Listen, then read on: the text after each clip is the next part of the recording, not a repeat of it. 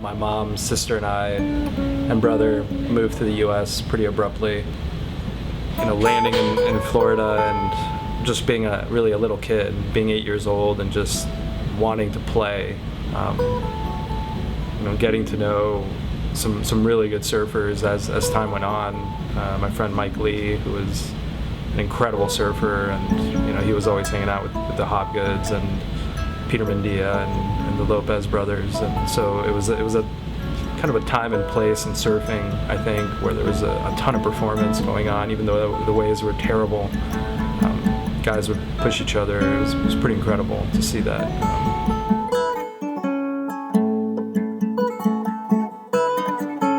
That lasted a little bit, but then started thinking, okay, how do I put together the life that I want to lead, and how do I work hard and play hard and make time for my friends and for the things that I love to do, and yet still do something important and tie together this love of science and the ocean that I have, and not really divide my life between work and play, and really try to make sort of a whole life that's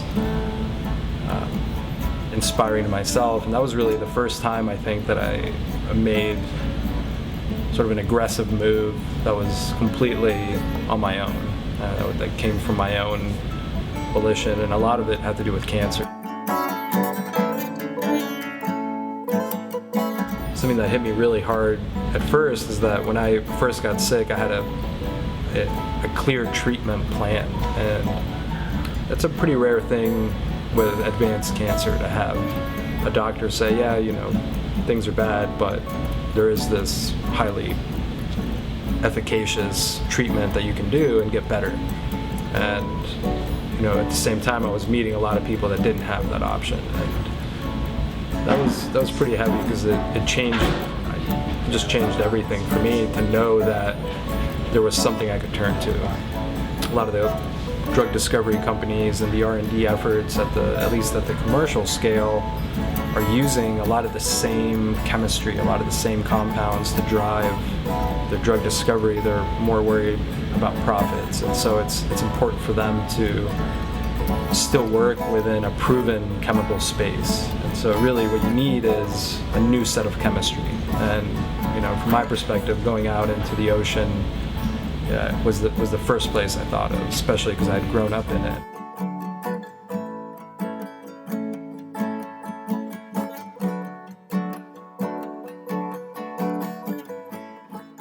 Being able to show that there is a direct benefit to preserving and controlling and sustainably treating our oceans and the environment, I think is vitally important, because here are these amazing resources that we have on our planet, and they're definitely being destroyed. And I think if we can show that there's both economic and health benefits to preserving and studying our oceans, I think that would go a long way, for sure.